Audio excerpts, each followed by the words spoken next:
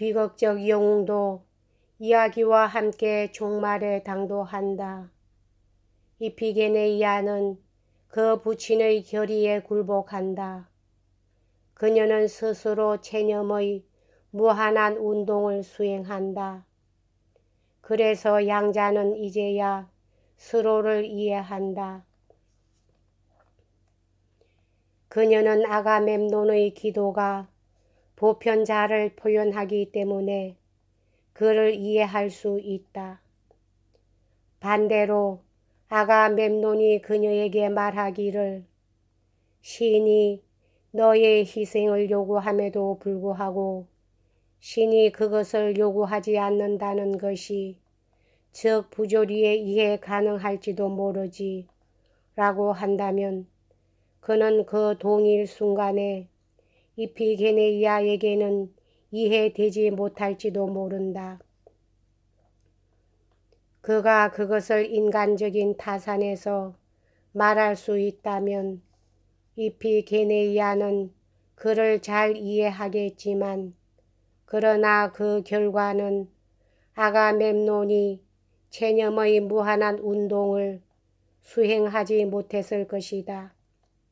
그런 경우 그는 영웅이 아니다. 그리고 그때의 예언자의 진술이란 선원들의 짓거림이요 사건 전체는 노래 섞인 광대극이다. 따라서 아브라함은 이야기하지 않았다. 단 한마디만은 그가 간직하고 있었다. 이삭에게 주는 그 유일한 대답. 바로 그 대답은 그가 미리 말하지 않았다는 것을 충분히 증거하고 있다. 이삭은 아브라함에게 번제를 위한 어린 양이 어디 있습니까? 하고 물었다. 그래서 아브라함이 말하기를 얘야 하나님께서 번제를 위해 친히 예비하실 것이다. 여기서 아브라함의 이 마지막 말을 나는 자세히 고찰하지 않을 수 없다. 이런 말이 없다면 사건 전체에서 무엇인가 부족한 것이 있을 것이다. 만약 그 말이 다르게 말해진다면 아마도 모든 것은 갈피를 잡지 못하게 될 것이다. 때때로 나의 고찰의 대상이 되어 온 것은 비극적 영웅이 고뇌 가운데서 절정에 도달하거나 혹은 행위에 있어서 절정에 도달한다면 어느 정도로 그에게 마지막 대답이 허용되어야 하는가였다.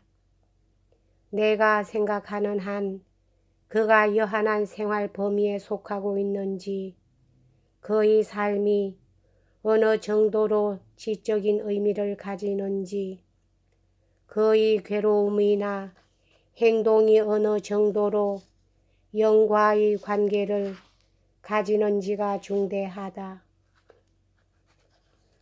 비극적 영웅이 그의 결정적 순간의 경지에서 언어를 빼앗기지 않은 다른 여러 사람과 마찬가지로 두세 마디, 아마도 두세 마디의 합당한 말을 할 수 있다는 것은 자명한 일이다. 그러나 이것을 말하는 것이 그에게 어느 정도 적합한지가 문제된다. 그의 삶이 의가 외면적 행위에 있다면 그는 말할 아무것도 없다. 그런 경우에 그가 말하는 모든 것은 본질적으로 수다여서 이것으로 그는 단지 그 인격의 인상을 약화시킬 뿐이다. 이에 반하여 비극적 의뢰는 이제 그의 과제가 행위에 존재하건 고뇌에 존재하건 간에 그는 잠자코 그 과제를 끝까지 수행할 것을 요구한다. 장황하게 되지 않도록 나는 가장 가까운 보기만을 들겠다. 만일에 칼카스가 아니라 아가멤논 자신이 이피게네이아에 대해서 칼을 뽑지 않을 수 없었다면 그가 마지막 순간에 두세 마디라도 말하기를 원했었을 경우 그는 그저 품위를 떨어뜨리고 말았을지도 모른다. 왜냐하면 그의 행위의 이유는 모든 사람에게 이미 알려져 있었고 경건한 고려, 동정, 감정, 눈물의 일거리도 완료되고 있었다. 그 밖에는 그의 생활이 영과는 아무런 관계도 가지지 않았다. 즉 그는 영에 대한 교사나 정인이 아니었다. 이와 반대로 의의가 영적인 방면에 향해 있다면 마지막 말 대답이 없음은 그 영웅의 인격이 주는 인상을 약화시킬 것이다. 이 경우에 그가 말해야 하는 것은 두세 마디의 적당한 말이나 짤막한 연설 토막이 아니라 그의 응답의 의의는 영웅이 결정적인 순간에 자기 자신을 수행한다는 의의이다. 이러한 지적, 비극적 영웅은 마지막 말을 가지며 이를 보유해야 한다.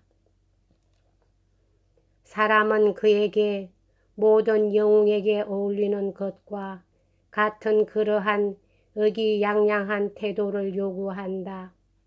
그러나 그 경우에 사람은 말 한마디를 더 요구한다. 그래서 이러한 지적, 비극적 영웅이 고뇌, 죽음 속에서 그의 정점에 이르는 한 그는 이 마지막 말로서 그가 죽기 전에 불멸하게 된다.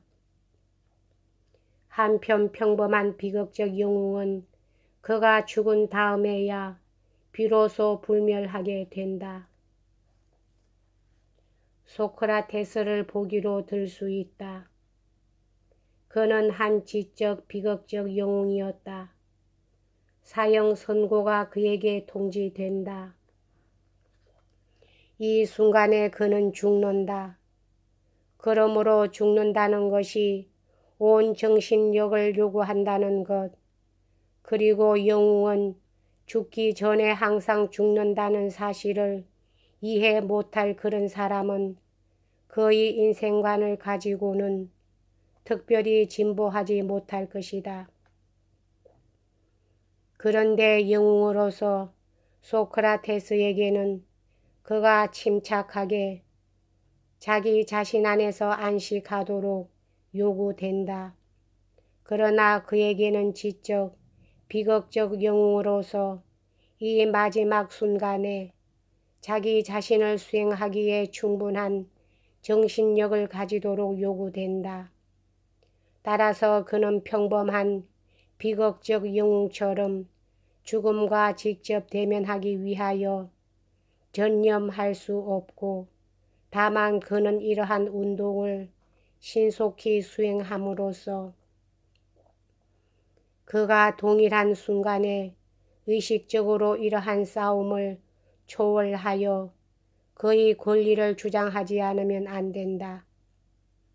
만약에 소크라테스가 죽음의 위기에서 잠잠히 있었다면 그는 그의 생의 영향력을 약화시켰을 것이고 반어의 긴장력은 그에게는 원동력이 아니라 그것은 소크라테스를 비창하게 떠받들기 위하여 결정적 순간에 지렛대가 반전하는 가운데 그 견인력이 이용된 태엽 돌기 유의가 아닌가라는 의혹을 일으켰을 것이다.